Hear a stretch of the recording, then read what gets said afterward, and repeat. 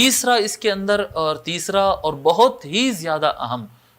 زیادہ اہم مقصد رمضان عطا کرنے کا، وہ ہے بندے کا قرآن کے ساتھ جوڑ پھر سے ہو جائے، تعلق بالقرآن، قرآن کے ساتھ ہمارا تعلق، قرآن کے ساتھ ہمارا ریلیشن، قرآن کے ساتھ ہماری کنیکٹیویٹی، ہمارا کنیکشن جو ٹوٹ جاتا ہے، قرآن کی تلاوت برابر نہیں ہوتی، قرآن ہم پڑھتے نہیں، قرآن ہم سنتے نہیں، یا بہت کم ہو جاتا ہے، جو پڑھتے بھی ہے وہ کم ہو جاتا ہے۔ لیکن جب رمضان کا مہینہ آتا، اللہ تعالیٰ فرمایا شہر رمضان الذی انزل فیہ القرآن، کہ رمضان تو بس وہ مہینہ ہے کہ جس میں قرآن نازل کیا گیا،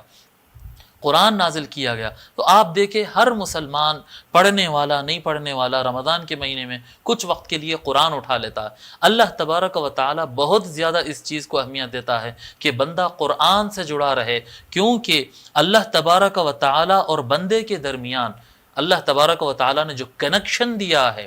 بندے اور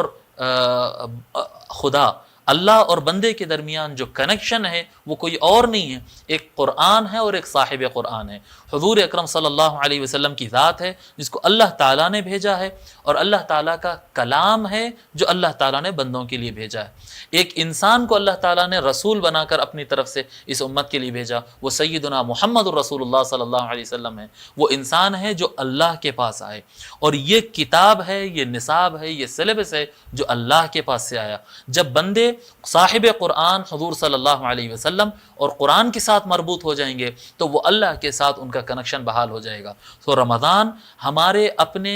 تعلق بالقرآن، تعلق باللہ اور تعلق بالقرآن، قرآن کے ساتھ اپنی کنیکٹیویٹی کو بحال کرنا اور اپنے ریلیشن کو پھر سے رینیول کرنا، زندہ کرنا، نیا کرنا جو کام ہوتا ہے، یہ بھی ایک رمضان کا بہت بڑا مقصد ہے۔